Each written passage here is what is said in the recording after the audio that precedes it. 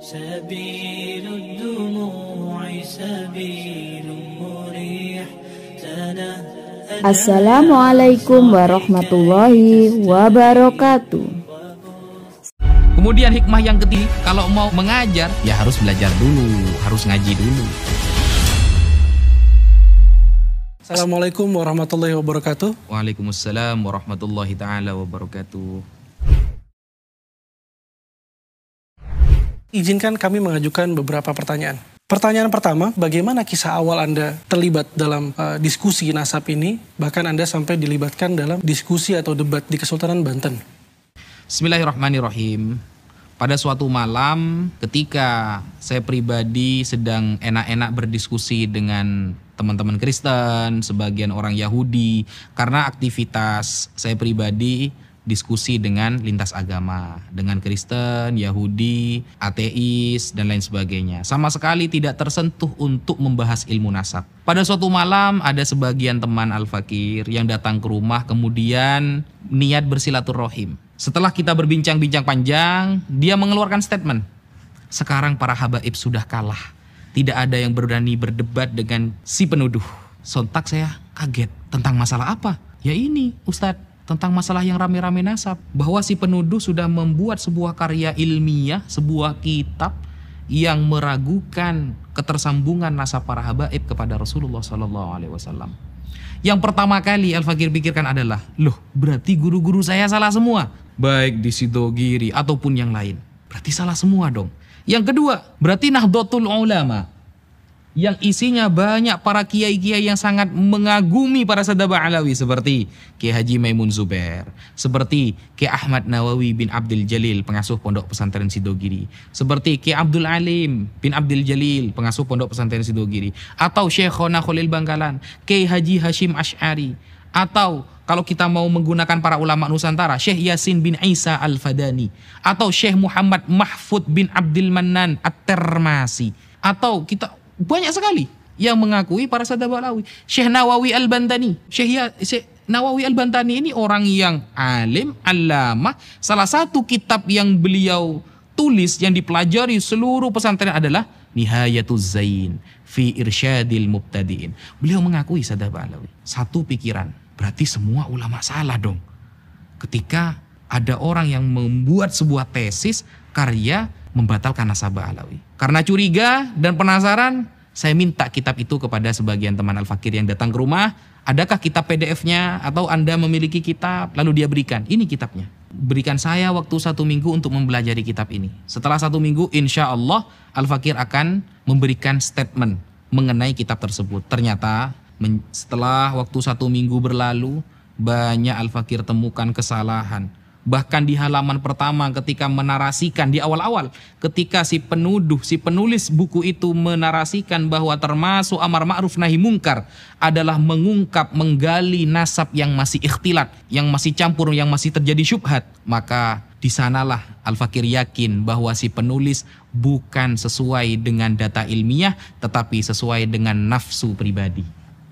Nah, karena tidak ada para ulama yang mengatakan ikhtilatun nasab itu termasuk amar ma'ruf nahi mungkar untuk mengungkapnya. Tidak ada. Kalau kita buka kitab Al-Hawi, karya Al-Hafidh As-Suyuti, Al-Imam Ibnu Hajar Al-Haytami dalam Fatawa Al-Hadithiyah atau Fatawa Al-Kubra, dan para ulama yang lain, ketika ada orang yang mengaku-ngaku sebagai dzurriyyah Rasulullah, kemudian tidak dibuktikan, tidak bisa dibuktikan secara ilmiah, apakah para ulama langsung menghajar, menfitnah, merobohkan statementnya, lalu mengajak debat seluruh dunia? Tidak ada.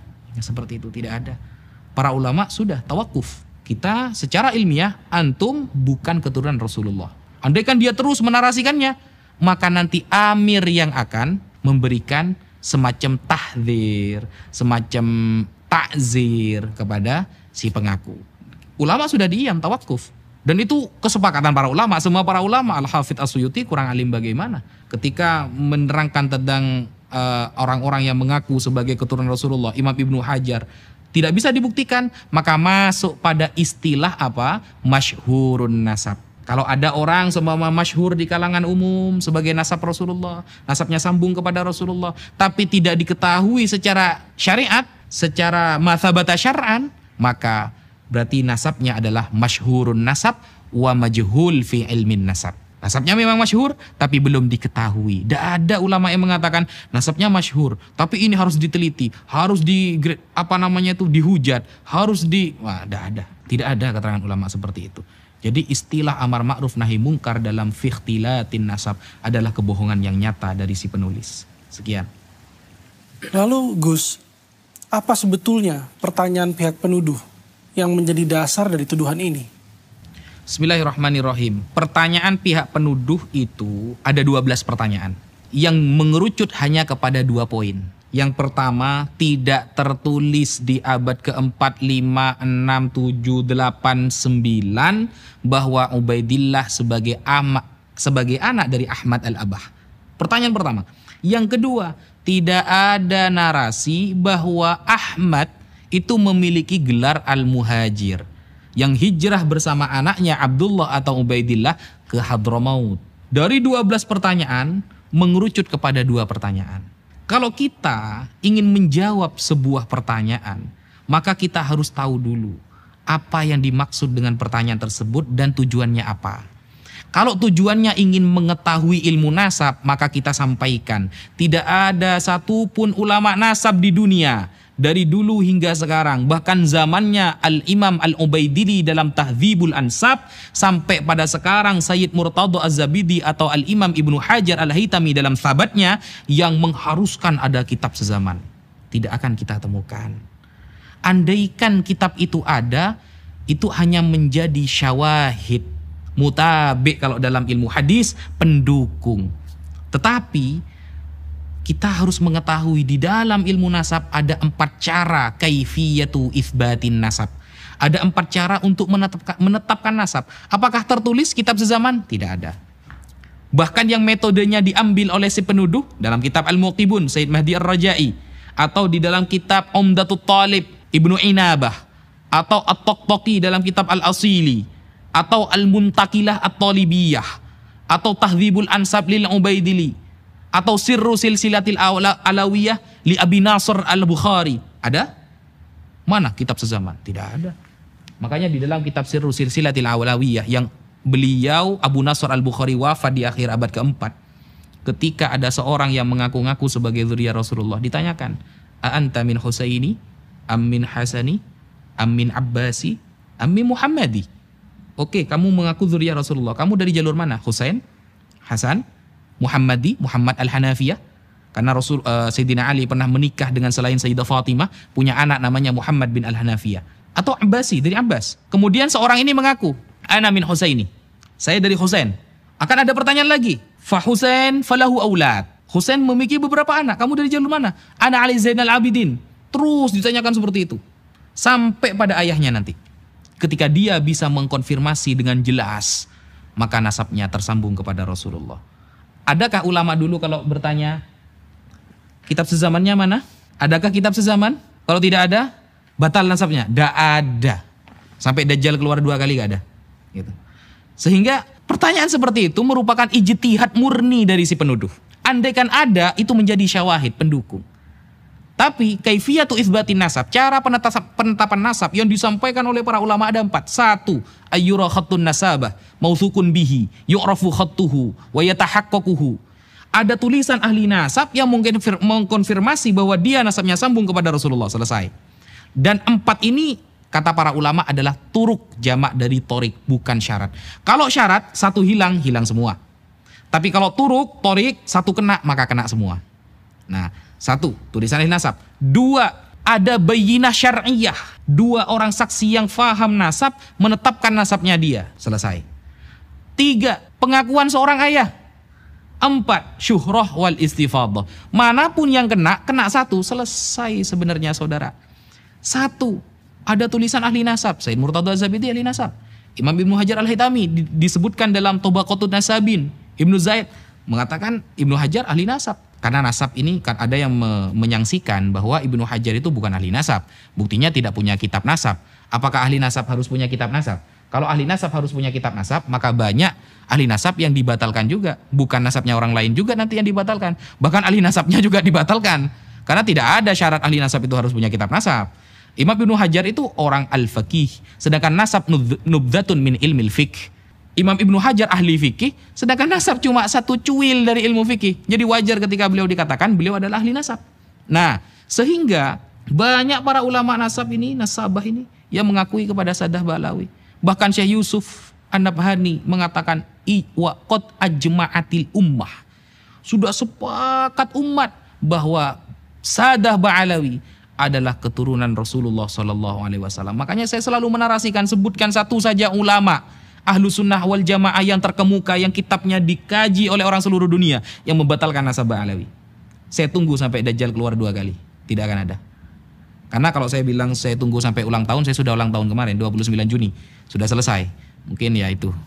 Kemudian salah satu yang perlu kita ketahui tentang kebohongan dan statement pribadi, ijtihad pribadi dari si penuduh adalah dia mengatakan di dalam karyanya, wajib dan harus kita mengetahui tentang pindahnya Ahmad Al-Muhajir ke Hadramaut. Karena kalau ini tidak kita ketahui, maka rusak nasabnya. Ini sebenarnya agak nyambung. Kenapa saya katakan tidak nyambung? Karena kalau kita baca di dalam Tahdzibul Ansab, Umdatut Thalib, kemudian Al-Umri dalam kitabnya Al-Majdi dan lain sebagainya, para ulama ada yang mengatakan, ulama nasab ya tentunya ya, wajib mengetahui perpindahan orang ini dari suatu kota ke kota. Ada. Kalau memang mau membahas perpindahan orang-orang yang pindah dari satu tempat ke tempat yang lain, ya baca kitab Al-Muntaqilah, Thalibiyah. Kalau memang kitab-kitab yang lain kayak Tahdzibul Ansab, Al-Majdi, kemudian Umdatut Thalib, Sirru Silsilatil Alawiyah, ya ada pembahasan pindahnya satu orang dari satu tempat ke tempat yang lain. Dan itu bukan perkara yang penting banget, karena para ulama itu yang penting adalah dia itu ingkirot atau tidak, nasabnya ini masih sambung atau tidak, kemudian masih punya anak atau tidak. Sehingga kalau kita mau membandingkan antara satu kitab dengan kitab yang lain, sama-sama kitab nasab, pasti para ulama yang mengarang kitab ini memiliki metode yang berbeda-beda. Ada yang khusus menyebutkan orang-orang yang berpindah, ada kitab yang menyebutkan orang-orang yang tidak ingkirot nasabnya, masih memiliki keturunan, yang terkenal saja, yang tidak terkenal tidak beliau tulis. Jadi punya metode masing-masing, sehingga tidak bisa kemudian mengklaim harus ada perpindahan dari satu tempat ke tempat. Kalau nggak ada maka nasabnya batal. Itu adalah murni dari ijtihad si penuduh. Sekian. Terkait dengan banyaknya pengembangan permasalahan di isu nasab ini di luar kitab problematik Syajaratul Mubarakah, apa pertanyaan lain yang antum merasa belum terjawab sejauh ini?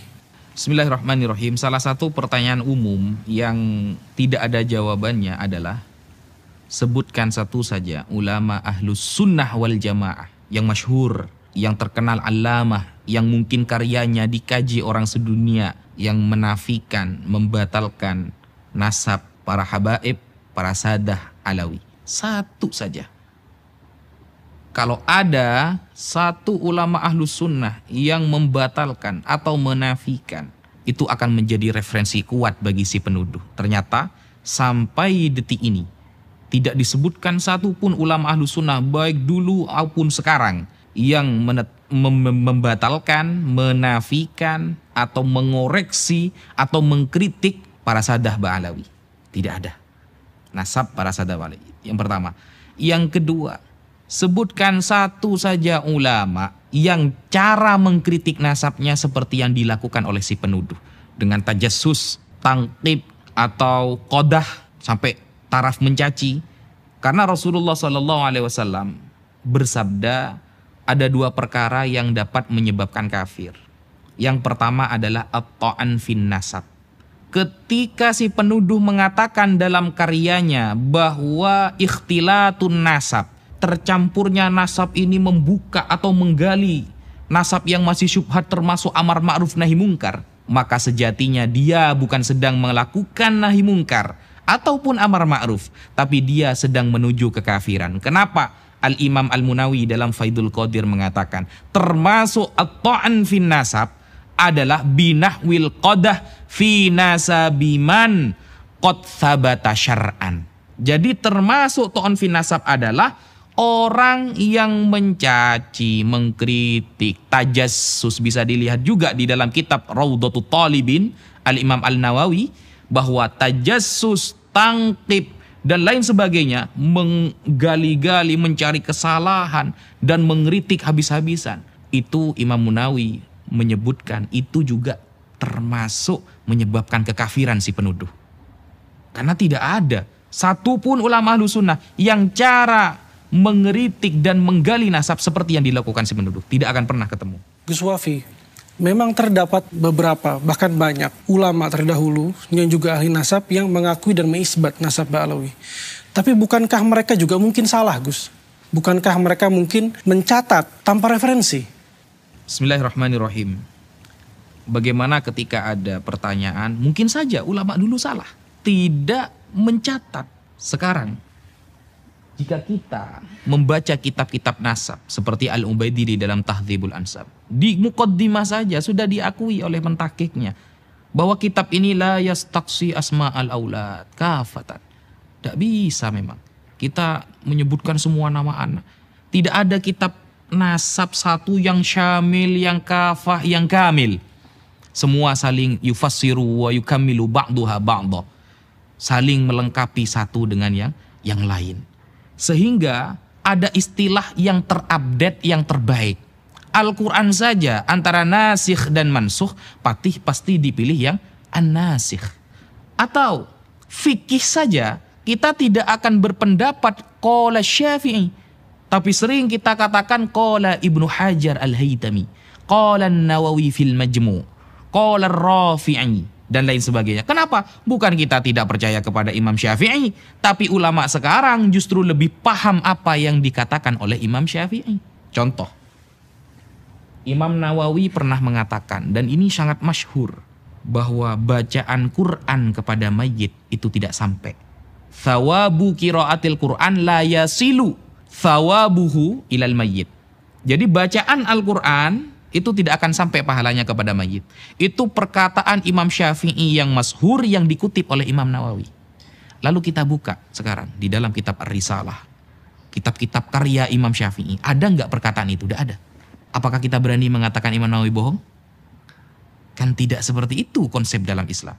Ketika Syekh Murtadha Az-Zabidi mengatakan qala al-Ubaidili, Ubaidili mengatakan di dalam kitabnya bahwa Ahmad dengan anaknya hijrah ke Hadramaut, kemudian dia punya anak yang bernama Abdullah atau bitasghir Ubaidillah. Lalu kita buka di dalam kitabnya Ubaidili, gak ada nih. Berani kita mengatakan Sayyid Murtadha Az-Zabidi bohong?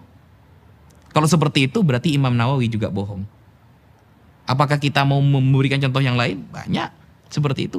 Di dalam fikih sering terjadi. Qala Ibnu Hajar Al-Haytami fi fatawihi. Ibnu Hajar Al-Haytami mengatakan di dalam fatwanya bahwa derajat para dzurriyyah Rasulullah itu dzatiyah, bahwa derajat para ulama itu aridi, ilmu, sesuatu yang baru datang. Kalau dzurriyyah Rasulullah itu murni di dalam tubuhnya. Lalu kita buka di dalam fatwanya Imam Ibnu Hajar nih, mana kok ada gitu. Berani kita mengatakan ulama yang mengutip itu bohong? Nah, ilmu itu kan memang butuh sanad, tapi sesuai dengan konfirmasi ulama. Bukan hanya mengatakan al-isnadu minad din laulal isnad laqala masya, tapi tidak sesuai dengan praktik dari para ulama. Tidak ada ulama satupun yang ketika melihat ada orang yang mengaku-ngaku sebagai dzurriyyah Rasulullah, dilacak nasabnya tidak ketemu, lalu dia menghujat habis-habisan, mentajassus, mentangkib dada. Seperti itu. Itu contoh saja. Lalu apa pendapat Anda, Gus, ketika banyak orang atau sebagian orang meyakini bahwa sekelas ulama Sayyid Murtadha Az-Zabidi berbohong dalam kitabnya? Bismillahirrahmanirrahim. Bukan Sayyid Murtadha Az-Zabidi yang berbohong, tapi mereka yang kurang meneliti, kurang menghargai pendapat para ulama ketika tidak sesuai dengan pemikiran mereka. Sayyid Murtadha Az-Zabidi ini seorang ulama besar. Kitabnya dikaji oleh orang seluruh dunia. Bahkan beliau mensyarahi Ihya Ulumuddin yang bernama kitab Ithafus Sadah Al-Muttaqin. Dan perkataan beliau yang sering dikutip oleh orang ahlu sunnah apa? Idza utliqa ahlu sunnati wal jamaah fal murad bihi al-asya'irah wal maturidiyah. Itu perkataan beliau yang sangat masyhur yang dijadikan istidlal oleh para ulama terutama di negara Indonesia. Jadi ini bukan orang yang sembarangan. Al-Imam Ibnu Hajar di dalam Sabatnya ketika menerangkan tentang Al-Imam Abu Bakar Al-Idrus, apakah berani Imam Ibnu Hajar kita katakan dia pembohong? Bahkan ulama Syafi'iyah semua mengakui bahwa beliau itu pakar dalam fikih dan nasab adalah nubzatun min ilmil fikih. Hanya secuil dari ilmu fikih. Kalau hanya secuil, sedangkan gelar Imam Ibnu Hajar adalah al-faqih yang paham fikih Syafi'i, maka pantaskah kita mengatakan beliau tidak paham nasab? Sedangkan nasab hanya satu titik dari ilmu fikih dan beliau pakarnya dalam fikih.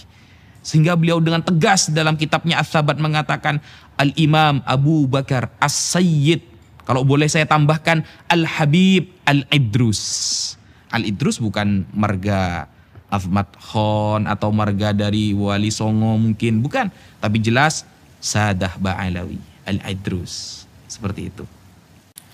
Dalam perkembangan isu nasab ini, banyak netizen yang mengatakan bahwa sebaiknya digelar diskusi atau debat oleh Robitoh Alawiyah. Apa tanggapan Anda, Gus? Bismillahirrahmanirrahim. Bagaimana jika si penuduh dan para pendukungnya ingin mengadakan bahsul masail, kalau istilah para santri. Bahsu membahas masail, beberapa masalah. Atau diskusi, kalau kita mau mengadakan bahsul masail, kita bertahun-tahun ada di pesantren, yang namanya bahsul masail, mau tingkat desa maupun tingkat nasional, kalau mendengarkan qala Ibnu Hajar Al-Haytami, kita taslim, kita terima. Sedangkan sekarang Ibnu Hajarnya dikritik habis-habisan oleh si penuduh. Ini bukan bahsul masail, ini nyari masalah beneran. Ya, beda. Santri dari yang paling awam sampai paling alim, kalau mendengarkan qala Nawawi fil Majmu', Imam Nawawi dalam kitab Al-Majmu' mengatakan, selesai masalah. Ini Imam Nawawinya yang dikritik habis-habisan. Ini bukan membahas masalah, tapi nyari masalah itu namanya. Sehingga tidak relevan untuk mengajak bahsul masail dengan mereka. Apalagi sudah ada statement dari dia, wa in aftal muftun, sekalipun para ahli fatwa sedunia mengatakan bahwa Sadah Ba'alawi keturunan Rasulullah, maka saya tetap membatalkan. Maka kita sudah bisa memberikan nilai orang yang seperti ini. Kata Sayyid Muhammad, saya ingat Sayyid Muhammad di dalam kitab Al-Manhalul Latif menghadapi orang yang mengatakan cukup Al-Quran saja, tidak butuh hadis. Ngapain hadis? Hadis ini dikoreksi orang, perkataan manusia. Quran ini yang pasti dijamin. Nah, apa kata Sayyid Muhammad? Innahu aqallu wa ahqaru min ayyuradda aw yujadal. Dia terlalu remeh dan terlalu hina untuk kita tolak pendapatnya dan untuk kita ajak debat. Jadi dia terlalu remeh dan terlalu hina untuk ditolak pendapatnya, ya, di debat maksudnya, au yujadal atau di debat, kata Sayyid Muhammad dalam kitab Al-Manhalul Latif. Sehingga kalau kita mau yurot, mau membantah pendapatnya, sudah percuma. Jadi fokus kita seharusnya sekarang menjelaskan kebenaran kepada umat. Tidak perlu fokus untuk membikin si penuduh ini faham dan setuju kepada pendapat kita. Karena itu cukup mustahil bagi saya. Kenapa? Secara logika saja, ulama ditolak, apalagi Al-Fakir yang menjelaskan. Ketika ulama sedunia ditolak, siapa lagi di Indonesia yang berhak menjelaskan? Maka cukuplah kita meluruskan pemahaman umat, menjelaskan tentang kemuliaan Sadah Ba'alawi dan apa yang sudah disampaikan oleh para ulama kita ajarkan. Semata-mata hanya untuk meneruskan penjelasan para ulama agar masyarakat tidak tidak terprovokasi dan tidak dimasuki oleh pemikiran-pemikiran yang sesat dan menyesatkan. Salah satu kebohongan yang fatal yang mungkin bisa menyebabkan dia kafir, si penuduh kafir, seperti ketika mengatakan tidak ada istilah Habib di dalam Islam. Orang pertama kali yang mengatakan Habib adalah orang Yahudi dan Nasrani. Di dalam Al-Quran, nahnu abna Allah wa ahibba'uh. Kami adalah anak-anak Allah dan habib-habibnya Allah. Istilah Habib adalah istilah yang pertama kali dilontarkan oleh orang kafir. Jadi seolah-olah dia akan mengatakan, kalau kita menggunakan Habib berarti niru orang kafir.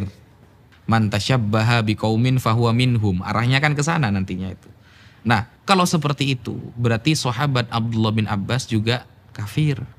Kenapa? Al-Imam Al-Hafidh As-Sakhawi di dalam kitabnya Istijlabur Tiqail Ghuraf, beliau menyampaikan bahwa sahabat Abdullah bin Abbas lah orang pertama kali yang menyebutkan kata Habib kepada cucu Nabi Muhammad SAW. Suatu saat ketika Abdullah bin Abbas bertemu dengan salah satu cucu Rasulullah, Ali Zainal Abidin bin Husain bin Ali, apa kata sahabat Abdullah bin Abbas? Marhaban bil Habib ibnil Habib. Marhaban bil Habib ibnil Habib. Al-Habib putra dari Al-Habib. Isnaduhu sahih, sanadnya sahih. Sehingga ini kebohongan yang nyata yang dibungkus dengan narasi ilmiah, padahal orang yang mengungkapkannya bisa jatuh kepada kekufuran. Itu salah satu kebohongannya.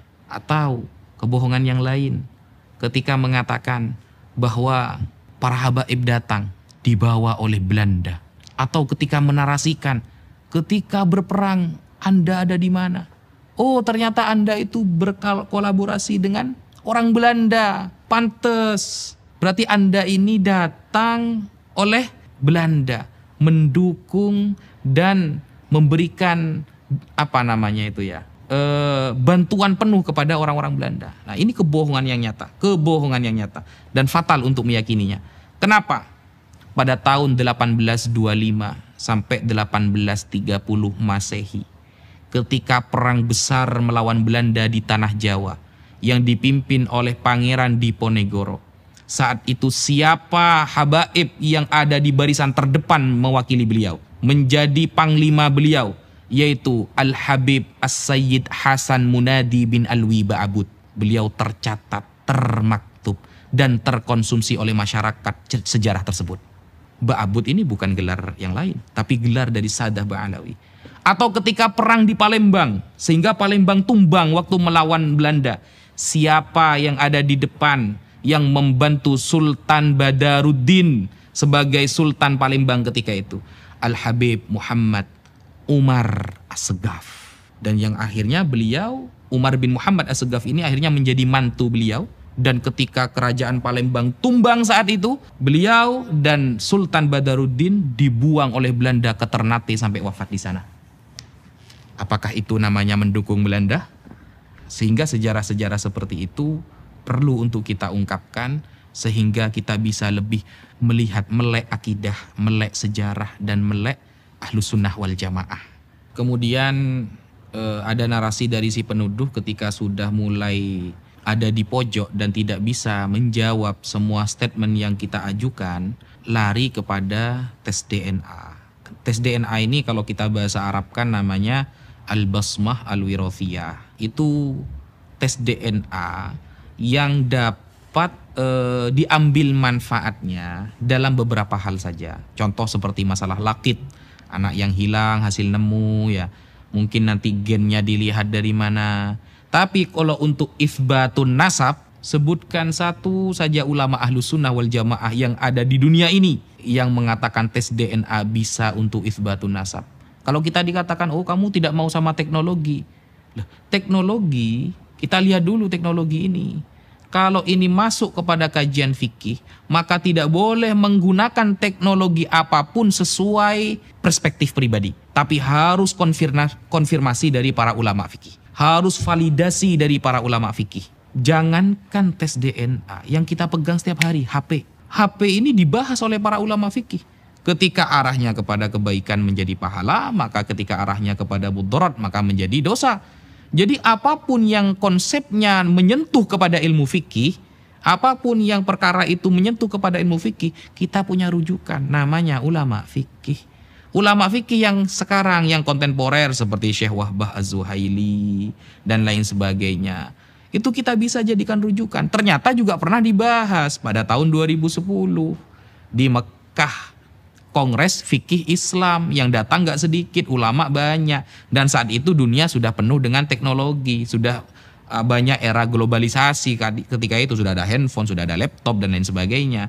Nah, apakah mereka setuju? Oh ternyata tidak. Ketika nasabnya sudah ditetapkan oleh nasabah secara syar'i, maka haram menggunakan tes DNA. Al-Basmah Al-Wirathiyah itu haram. Bahkan masuk kepada tuduhan yang dapat mencederai pilar-pilar Islam. Salah satu tujuan Islam adalah hifdzul irdi, menjaga nama baik seseorang. Kalau ada orang menggunakan tes DNA padahal sudah ditetapkan secara ilmu fikih bahwa nasabnya sambung kepada Nabi, berarti dia sudah melanggar hifdzul irdi, menjaga nama baik seseorang. Berarti kan dia sedang mencela. Nah, kalau sedang mencela, Imam Nawawi mengatakan dalam Faidul Qadir, binahwil qadah fi nasabiman thabata syar'an, berarti termasuk ta'an fin nasab. Ketika sudah ditetapkan oleh fikih, nasabnya sambung kepada Nabi, ternyata tetap dicari kesalahannya, digali, termasuk ta'an fin nasab, mencela nasab orang. Kalau sudah termasuk mencela nasab orang, maka yusabbibu kufron, dapat menyebabkan dia menjadi kafir. Ini keterangan para ulama. Saya tidak murni berpendapat sesuai pribadi, tapi yang Al-Fakir sampaikan semua dari para ulama. Sekian, terima kasih. Baik Gus Wafi, tapi bukankah banyak pendapat yang mengatakan di internet bahwa sudah banyak yang diakui sebagai keturunan Nabi Muhammad SAW berdasarkan hasil tes DNA? Oke, bismillahirrahmanirrahim. Banyak di internet yang nasabnya diakui dengan menggunakan wasilah basmah wirofiyah, tes DNA. Tes DNA itu satu yang disebutkan biasanya yang sering digaungkan J1. J1 berarti daerah Mekah, Arab, suku Arab seumpama. Nah, ini suku Arab yang mana? Abu Jahal, Abu Lahab juga Arab. Jangan-jangan itu Abu Lahab, Abu Jahal. Kalau Mesir mana? Fir'aun nanti. Kan susah juga kita. Tidak mungkin tes DNA itu langsung menyebutkan keluar Nabi Muhammad SAW. Tidak ada. Hanya halogrup. Itu pun bisa diedit-edit. Yang dari J1 menjadi Z7 juga bisa. Sehingga ilmu fikih itu lebih mementingkan sebuah konsep atau dalil yang nanti dalil ini menuju kepada dhon.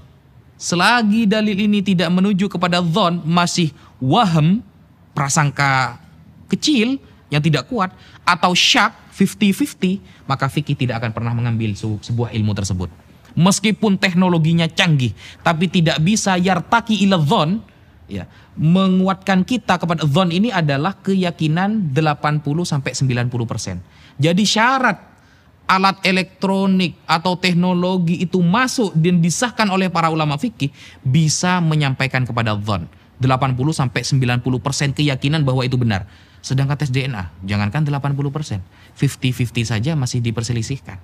Termasuk juga kebohongan yang diutarakan oleh si penuduh adalah bahwa yang pertama kali menggelari Abdullah sebagai anak dari Ahmad adalah Ubaidillah yang sekarang diklaim sebagai kakek-kakek dari Sadah Ba'alawi. Itu terlontar oleh ucapan Al-Habib Ali As-Sakran. Jadi si penuduh mengatakan Habib Ali As-Sakran yang pertama kali menafsiri Abdullah adalah Ubaidillah. Nah, ini sudah merupakan kebohongan yang sangat nyata. Mengapa? Karena sebelum Habib Ali As-Sakran menyampaikan demikian, itu juga sudah ada yang mengatakan bahwa Abdullah ini merupakan Ubaidillah dan itulah kakek-kakek para Sadah Ba'alawi yang sekarang. Contohnya seperti di dalam kitab Jauharus Syafaf. Nah, hari demi hari dengan barokah doa para ulama dan para habaib, banyak kita temukan manuskrip dan kitab-kitab yang bisa dibuat untuk validasi kevalitan nasab para habaib tersambung kepada Rasulullah SAW. Salah satu kebohongan juga adalah ketika si penuduh dan para pendukungnya menyampaikan terputusnya nasab Sadah Ba'alawi dan menggunakan referensi dari Dr. Al-Khalidar. Dr. Al-Khalidar ini adalah sebuah doktor yang kerjanya arsitek, ya, bukan nasabah. Jadi mereka lebih percaya kepada Al-Khalidar daripada Imam Ibnu Hajar Al-Haytami, daripada Syekh Yusuf An-Nabhani yang notabene-nya ulama beneran, memang pakar di bidangnya, As-Samarqandi dan lain sebagainya. Ini kan sangat lucu. Lalu dia mengatakan Syekh Al-Khalidar ini nasabah seumpama. Ini kebohongan yang sangat nyata. Dia itu dokter arsitek. Coba kita lihat kalau kita sama-sama menggunakan hujjah lewat internet, siapa Al-Khalidar itu? Nah, lalu kemarin Al-Fakir sempat melihat ada live dari para pendukung si penuduh mengeluarkan kitab. Yang kitab ini diterbitkan atau juga didukung atau juga ditulis oleh Al-Khalidar. Dia mengatakan kitab, padahal bukan kitab. Itu cuma narasi tulisan di dalam blogspot, di website, lalu dia fotokopi, dia cetak sehingga seolah-olah seperti kitab, ya. Lalu mengatakan kepada pendukungnya, ini kesepakatan internasional Sadaba Alawi terputus. Al-Fakir lihat kitab itu. Ternyata bukan kitab, tapi blogspot www yang mungkin mereka ambil, dan juga kalimat ini, kitab-kitab itu narasinya dari Al-Khalidar yang mungkin nanti merujuk, bukan mungkin, ini benar-benar merujuk kepada Syekh Mukbil. Padahal Syekh Mukbil sendiri sudah merujuk pendapatnya. Dan kalau memang mau membatalkan nasab Sadaba Alawi menggunakan Al-Khalidar atau menggunakan Murad Syukri atau menggunakan Syekh Mukbil, maka harus jujur. Karena yang dibatalkan banyak, termasuk Syekh Abdul Qadir Al-Jilani juga dibatalkan nasabnya. Sedangkan si penuduh tidak konsisten, percaya kepada tuduhan Sadaba Alawi tapi tidak mempercayai tuduhan pada Syekh Abdul Qadir Al-Jilani. Sehingga mungkin karena Syekh Abdul Qadir Al-Jilani nantinya akan dia jadikan sebuah proyek tersambungnya nasab Wali Songo ke sana. Dia sudah mewanti-wanti dulu tidak membatalkan yang ini, padahal semuanya dibatalkan. Al-Ahdal juga dibatalkan. Jadi contoh-contoh seperti si penuduh ini sebenarnya dulu sudah ada. Bahkan sekelas Imam Syafi'i yang jaraknya cuma 150 tahunan dengan masa para sahabat. Imam Syafi'i pernah diragukan apakah beliau Bani Quraisy apa bukan. Jadi contoh-contohnya sebelumnya sudah memang ada. Bahkan di Al-Quran yang mengatakan Rasulullah SAW abtar, itu siapa? Orang-orang kafir. Jadi kalau kita mengemban sanad, menyampaikan sanad para ulama bahwa Sadaba Alawi itu adalah cucu Rasulullah SAW, sedangkan mereka para pembatal secara tidak langsung mereka mengemban sanad-sanad orang-orang kafir yang sudah mengatakan Rasulullah tidak punya keturunan. Seperti itu. Itu salah satu kebohongan yang nyata yang disampaikan. Kemudian kebohongan ilmiah yang disampaikan oleh si penuduh. Ketika mengutip sebuah dalil pasti akan dikutip sebagian. Pasti dikutip sebagian. Contoh seperti kitab Al-Ifadah yang terkenal ditulis oleh Syekh Ibrahim Mansur. Ya, kalau nggak salah Syekh Ibrahim Mansur itu di sana metodenya dipakai tapi isbatnya nggak dipakai. Jadi kitab Al-Ifadah itu menerangkan tentang fisyuhrah wal istifadah, dan beliau secara nyata mengatakan Sadaba Alawi itu keturunan Rasulullah. Metodenya dipakai tapi isbatnya nggak dipakai. Ini kan sangat lucu sekali. Sama dengan Rasulullah SAW menyampaikan sebuah hadis, innamal a'malu binniyati wa innamal likulli imri'in ma nawa faman kanat hijratuhu ilallahi wa rasulih. Dipakai hadisnya, tapi dia tidak pernah mempraktekannya, kan sama-sama seperti itu. Nah, sehingga hal-hal seperti ini adalah namanya kecurangan ilmiah. Sebagian dikutip tapi yang isbatnya gak dikutip, itu namanya kecurangan ilmiah, dan ini tidak boleh terjadi dalam dunia perdiskusian. Nah, kemudian kebohongannya apa lagi? Menggunakan kitab Al-Mu'qibun yang ditulis oleh Sayyid Mahdi Ar-Rojai atau kitab Syajarah Mubarakah yang ditahqiq oleh Sayyid Mahdi Ar-Rojai, yang notabene-nya beliau mengisbat Ba'alawi, mengakui Sadaba Alawi sebagai cucu Rasulullah, tapi metode dipakai, isbat gak dipakai. Giliran dijelaskan langsung, padahal Sayyid Mahdi Ar-Rojai itu yang lebih paham kitab Syajarah Mubarakah jauh sebelum si penuduh itu tahu kitab tersebut. Bahkan yang mentahqiq jauh sebelum si penuduh itu mempelajari kitab tersebut. Dan sudah mengecek jauh sebelum si penuduh belum mengecek kitab tersebut. Kitabnya dipakai, metodenya dipakai, tapi isbatnya mereka hilangkan. Isbatnya tidak mereka akui. Nah, ini kan sebenarnya kita sudah mengetahui bahwa narasi-narasi ilmiah itu tidak ada. Ayo kita ilmiah, itu sudah kebohongan publik yang sangat nyata. Narasi ilmiah hanya sebuah wadah agar masyarakat percaya, tetapi faktanya narasi kebencian, narasi tajassus, menggali kesalahan secara pribadi atau secara umum untuk Sadaba Alawi itu terus disuarakan. Dan bahkan saya tidak pernah mendengarkan si penuduh sampai detik ini menasehati para pendukungnya yang mencaci maki para Sadaba Alawi. Seharusnya kalau memang dia merasa ilmiah, kalau memang benar-benar ingin mengkaji, Maka dia juga mengeluarkan statement, jangan mencaci maki, jangan melakukan hal-hal yang di luar syariat untuk mengklaim para Saddah Balawi. Tapi apa kenyataannya? Malah didukung. Semua para pencaci maki dari netizen, kalangan orang awam yang sudah terprovokator, yang sudah percaya pada statementnya, semakin hari semakin merajalela. Sesuatu yang keluar dari lisannya adalah sebuah fitnahan dan tuduhan yang tidak berdasar. Apakah si penuduh menasehati atau mengatakan tujuan kita itu ilmiah? Oh tidak, malah didukung dan tambah dikompor-kompori. Sehingga dari sana kita sudah mengetahui bahwa narasi ilmiah, background dengan di wadah ilmiah itu sebenarnya tidak pernah ada. Mungkin itu yang bisa saya sampaikan. Gus Wafi, ada salah satu fenomena menarik belakang ini bahwa ada salah satu narasumber utama yang membatalkan nasab Ba'alawi di sosial media atau di podcast-podcast secara umum, namun kami tidak mendapati namanya. Kami juga tidak mendapati backgroundnya. Sebut saja Pak Guru atau mohon maaf, sebut saja Pak Gembul misalnya. Apa pandangan Anda terkait fenomena seperti ini?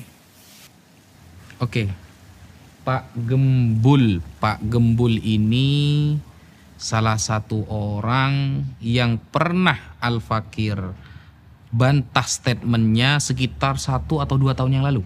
Beberapa kali Al-Fakir melihat statement yang keluar yang dijadikan istidlal, sebuah dalil oleh dia, selalu kacau dan rancu. Sehingga Al-Fakir punya 3 poin mengenai Pak Gembul ini. 1, dia tidak pernah belajar agama secara sistematis. 2, dia tidak pernah ada di pesantren ya, yang mungkin pesantren itu sudah terkenal dengan Ahlus Sunnah wal Jamaah, karena kita bisa menilai itu dari statementnya. Yang ketiga, dia sering menambah-nambah hadis dan keterangan para ulama dengan pemikiran sendiri. Contoh, suatu saat sekitar 1 tahun yang lalu atau lebih, dia mengatakan bahwa pada suatu saat Rasulullah dan para sahabat mengizinkan orang-orang Nasrani untuk melakukan ibadah di Masjidil Haram atau di Masjidin Nabawi. Mengizinkannya itu selama 3 jam kata dia. Bayangkan, ini perkataan Rasulullah lalu ditambah-tambahi, ini kan sudah fatal sebenarnya. Kita saja tidak berani menambah-nambahi apa yang disampaikan Rasulullah. Andai kan ada keterangan, maka kita akan memberikan keterangan bahwa ini murni dari penjelasan kita dan ini adalah isi hadisnya.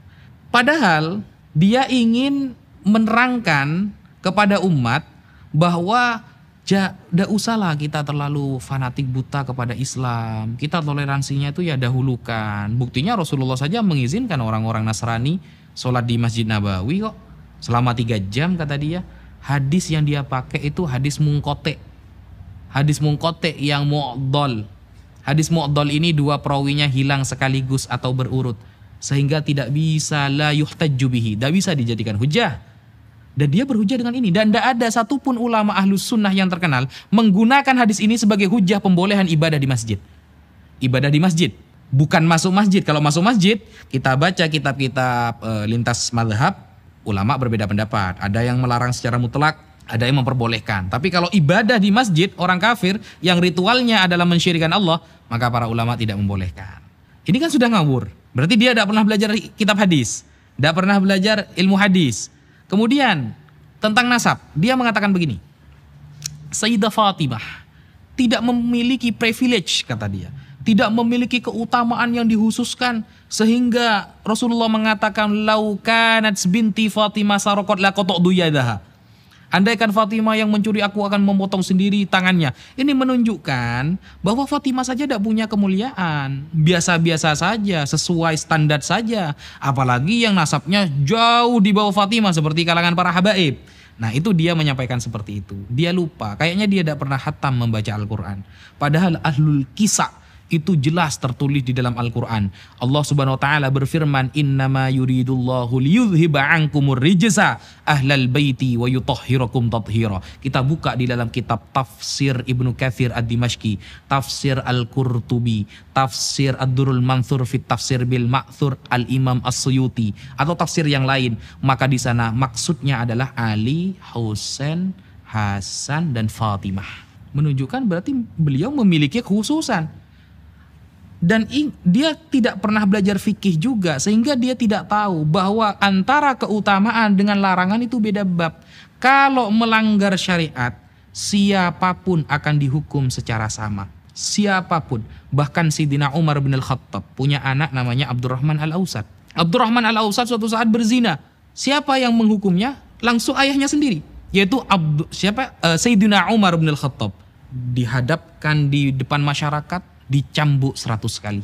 Abdurrahman Al-Ausad bin Umar bin Al-Khattab. Jadi Sayyidina Umar ketika dia dijilid atau dipecut selama 100 kali, sampai pertengahan istri Sayyidina Umar mengatakan, "Wahai Umar, itu anakmu, undurlah hukumannya besok lagi. Sekarang mungkin 50, besoknya 50," gitu.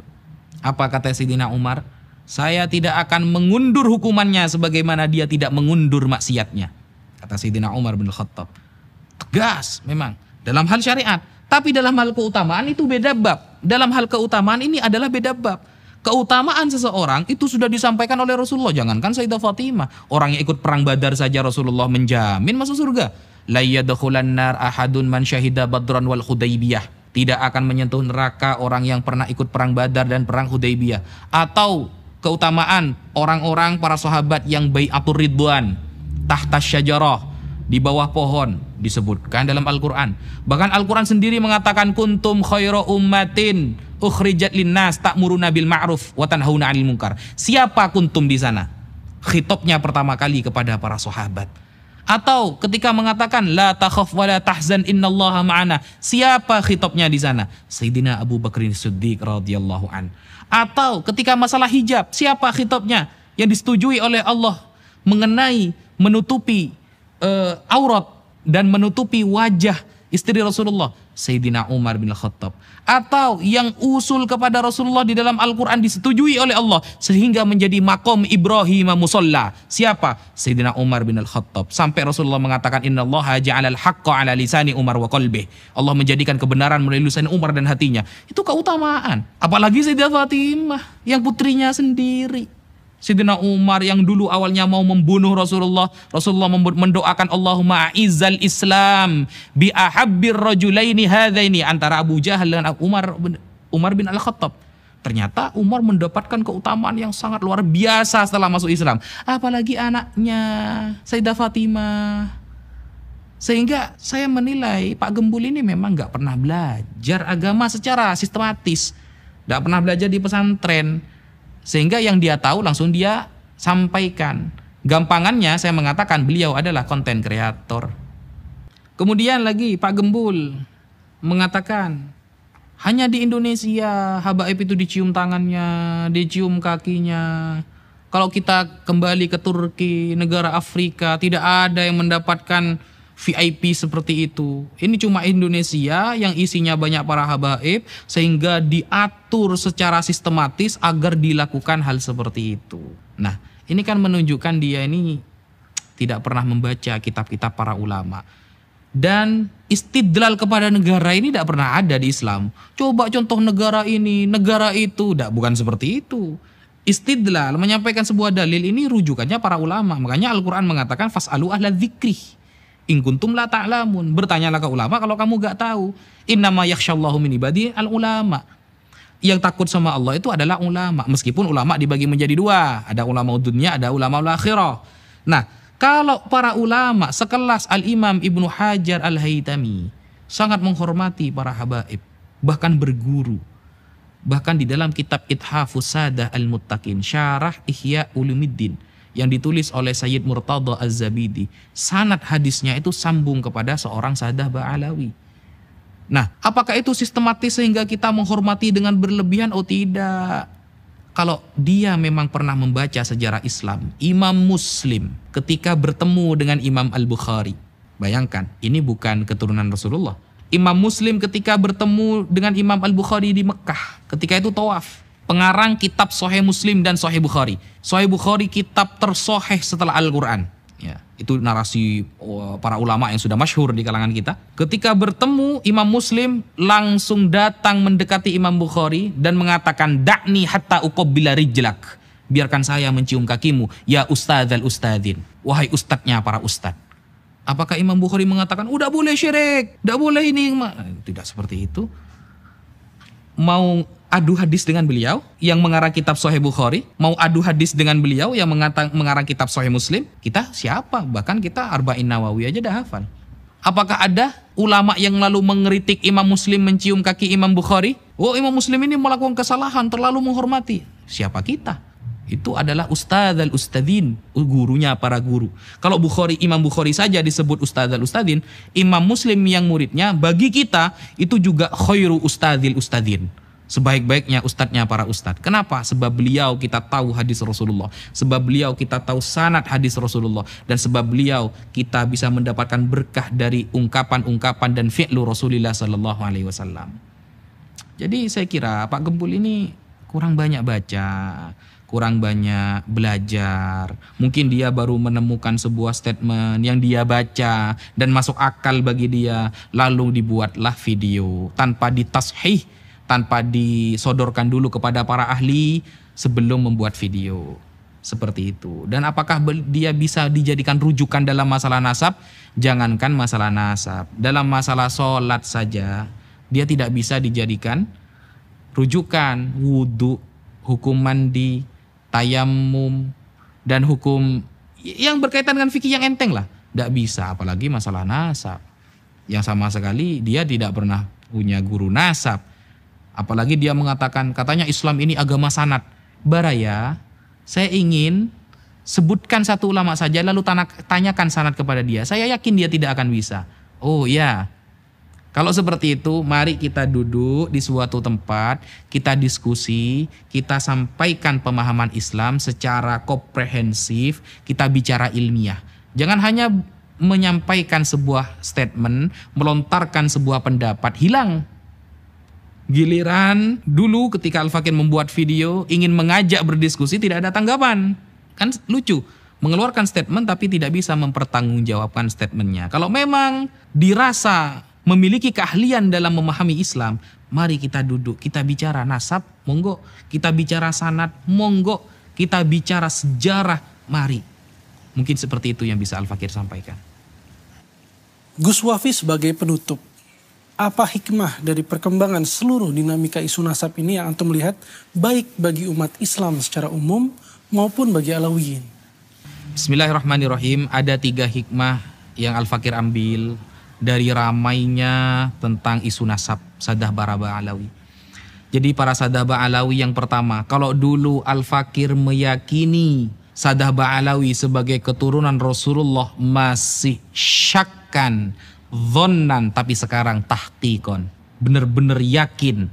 Karena secara tidak langsung Al-Fakir banyak membaca kitab-kitab nasab dan puluhan bahkan ratusan para ulama yang terkemuka menetapkan Ba'alawi sebagai keturunan Rasulullah. Kalau dulu masih mungkin remang-remang, kata orang para habaib ini adalah keturunan Rasulullah, tapi sekarang sudah tahqiq, sudah semakin yakin seyakin-yakinnya. Itu hikmah yang pertama. Hikmah yang kedua adalah kita bisa tahu bahwa sabda Rasulullah ribuan tahun yang lalu, berapa abad yang lalu, Rasulullah mengatakan, inni la akhsha alaikum an tusyriku ba'di. Aku tidak khawatir kalian akan syirik berjamaah setelah aku mati. Jadi kalau ada orang bilang dikit-dikit syirik, dikit-dikit haram, itu sudah salah. Karena Rasulullah tidak pernah khawatir umatnya akan syirik berjamaah. Rasulullah akan selalu mengatakan bahwa umatnya semakin hari semakin banyak. Bahkan Rasulullah itu fa'alaikum bisawadil a'zam, kalau kalian terjadi banyak ikhtilaf, fa idza ra'aitum ikhtilafan katsira, ketika kalian melihat banyak ikhtilaf, fa'alaikum bisawadil a'zam, maka pilihlah yang mayoritas. Maksudnya mayoritas para ulama. Berarti kan menunjukkan Rasulullah yakin bahwa umat Islam akan menjadi mayoritas, akan semakin besar. Nah, tetapi kata Rasulullah, walakin akhsha alaikumud dunya, tapi yang aku khawatirkan atas kalian, wahai para umatku, adalah dunia. Antanafasu fiha fataktatilu. Kalian berlomba-lomba mencarinya sampai saling mencaci, membunuh, dan lain sebagainya. Kebenaran yang disabdakan oleh Rasulullah sekarang sudah terjadi. Hanya gara-gara dunia, kita rela bertengkar sesama ikhwah bainal muslimin. Tidak menjaga ukhuwah bainal muslimin sampai mencaci, menghajar. Padahal andaikanlah ada teori ilmiah yang disepakati para ulama bahwa Saddah Ba'alawi bukan keturunan Rasulullah, apa salahnya ketika kita memuliakan sesama umat Islam. Dan ternyata fakta sejarah, para Sadah Ba'alawi merupakan guru dari guru-guru kita semua. Syekh Mahfud Termas berguru kepada Habib siapa? Habib Husain Al-Habsyi yang merupakan guru beliau dan juga menjadi gurunya Ki Haji Hasyim Asy'ari. Minimal kita mengakui bahwa mereka pernah berjasa mengajari ulama Nusantara tentang ilmu syariat. Andaikan ada kesepakatan ulama bahwa Sadah Ba'alawi bukan keturunan Rasulullah, tapi itu tidak akan pernah terjadi. Sehingga kita semakin yakin dengan hikmah adanya ramai isu nasab, bahwa sabda Rasulullah benar, Islam tidak akan hancur dari luar, tapi Islam akan hancur dari dalam. Itu kebenaran Rasulullah, prediksi Rasulullah SAW. Mungkin kalau dikatakan prediksi kurang cocok, karena Rasulullah itu wa ma yantiqu anil hawa in huwa illa wahyu yuha, itu adalah wahyu yang Allah sampaikan atau ilham yang Allah sampaikan melalui lisan Rasulullah SAW. Sudah benar terjadi. Yang ketiga, menjadi nasihat bagi para Sadah Ba'alawi yang mungkin dari kalangan para Sadah Ba'alawi yang masih muda, yang mungkin jadwal ceramahnya lebih banyak daripada jadwal belajarnya, yang terlena dengan pujian masyarakat sehingga melupakan belajar, yang terlena dengan penghormatan masyarakat sehingga kurang untuk menghargai orang lain, yang kurang mempelajari banyak ilmu sehingga pengen disanjung terus tanpa belajar ilmu agama, terutama yang muda-muda dari kalangan para Sadah Ba'alawi. Dengan adanya isu nasab ini, kita bisa lihat dan kita bisa menjadi introspeksi, ya. Jadi isu nasab ini menjadi introspeksi, menjadi nasihat secara tidak langsung. Ayo belajar. Rasulullah mengatakan, man salaka tariqan yaltamisu fihi ilman, sahalallahu lahu tariqan ilal jannah. Kurang apa lagi Rasulullah? Bahkan tolabul ilmi faridotun. Kata-kata faridotun kan taknya itu bukan tak marbutah, bukan tak litaknis, tapi taklil mubalaghah, bahwa mencari ilmu sangat wajib keturunan siapapun. Maka kata Imam Ghazali, kalau ayahnya makan kenyang, maka anaknya tidak bisa kenyang tanpa harus makan juga. Kalau ingin keturunan Rasulullah itu menjadi orang alim, maka caranya harus belajar. Karena al-ilmu bitta'allum la bin nasab. Ilmu itu harus belajar, bukan karena nasab. Kalau karomah, oke. Banyak karomah yang terjadi karena nasab. Tapi kalau ilmu tidak bisa. Sehingga masih banyak kita dengarkan dari kalangan para Sadah Ba'alawi yang muda-muda masih terlalu tersanjung dengan pujian, sehingga lupa banyak belajar, sehingga lupa untuk mempertahankan ilmu dan mempertahankan thariqah kakek-kakeknya, seperti sahabat Abdullah bin Abbas yang alim dan allamah pada zamannya, sampai Rasulullah, gara-gara Rasulullah tersanjung kepada beliau, Allahumma faqihhu fiddin wa 'allimhu ta'wil. Dan itu juga menjadi catatan yang penting kepada kita, bahwa apa yang kita lakukan, apa yang kita usahakan, itu akan menunjukkan kualitas kita. Akan menunjukkan kualitas kita. Rasulullah secara tegas mengatakan, yashfa'u yaumal qiyamah thalathatun. Siapa? Al-anbiya wa syuhada wal ulama. Ulama. Kemudian, apakah pernah Rasulullah mengklaim bahwa ilmu ini akan diturunkan sesuai nasabnya? Tidak pernah. Ilmu harus dengan belajar. Mengutip perkataan Gus Baha yang pernah beliau lontarkan, habaib wajib kita hormati, tapi lek ngaji kudu belajar dhisik. Habaib wajib kita hormati, tapi kalau mau ceramah, kalau mau ngaji, kalau mau belajar, mengajar, ya harus belajar dulu, harus ngaji dulu. Makanya Kiai Haji Maimun Zubair, tetap kita wajib menghormati para Sadah Ba'alawi, baik yang muda maupun yang sudah sepuh, apalagi yang sudah selevel ulama. Tetapi untuk mengikuti pendapatnya, tunggu dulu. Kalau di luar syariat Islam, maka kita tidak boleh mengikutinya. Ada para Sadah Ba'alawi contohnya terpapar faham Syiah seumpama, kita tidak boleh mengikuti, tapi di sisi lain kita wajib menghormati. Sampaikan kebenaran. Al-Fakir ketika menemukan para habaib yang akhlaknya kurang baik di masyarakat, maka menjadi kewajiban Al-Fakir untuk menegur dia sampai dia sadar bahwa dia sedang melakukan kesalahan. Ya Habib, antum adalah panutan kami. Kalau antum seperti itu, maka kami bagaimana Habib? Maka wajib bagi kita, karena kita memang cinta, ketika melihat istri kita bermaksiat, apakah kita membiarkan?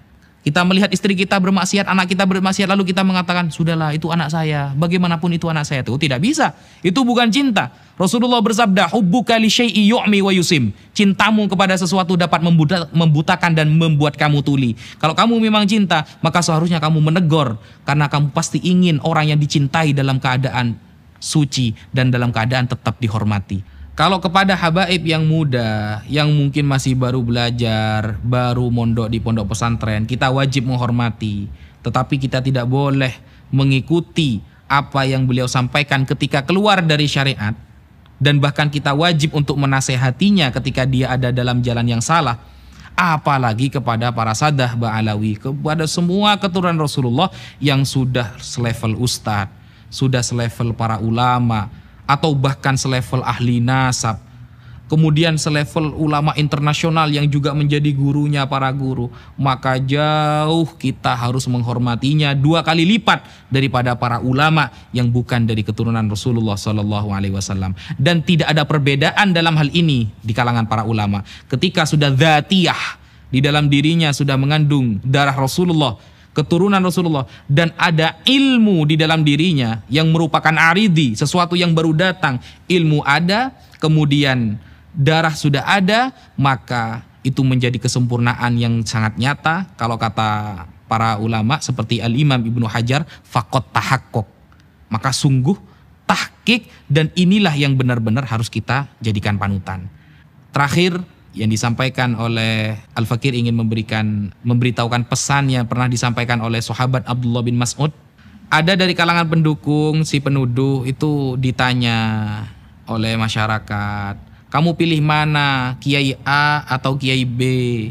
Yang Kiai B sudah wafat, yang Kiai A masih hidup. Lalu dia mengatakan, ya saya milih Kiai A lah karena masih hidup, lebih tahqiq ilmunya. Ini adalah pernyataan yang sangat salah. Dan ini sebuah kebohongan yang sangat nyata. Kenapa? Karena menabrak statement sahabat Rasulullah SAW. Sahabat Abdullah bin Mas'ud pernah mengatakan, manistanna falyastanna biman qad mata. Kalau memang mau ikuti ulama, ikuti yang sudah wafat. Kenapa? Para ulama yang sudah wafat sudah aman dari fitnah, kata beliau. Sedangkan para ulama yang masih hidup belum aman dari fitnah. Sehingga remeh kalimatnya, tapi berat tanggung jawabnya. Sehingga para ulama seperti sahabat Abdullah bin Mas'ud dengan tegas mengatakan, ikutilah para ulama yang sudah wafat, bukan yang masih hidup, karena yang masih hidup belum aman dari fitnah. Sekian. Baik, terima kasih atas segala jawaban yang sudah disampaikan oleh Gus Wafi. Assalamualaikum warahmatullahi wabarakatuh. Waalaikumsalam warahmatullahi taala wabarakatuh.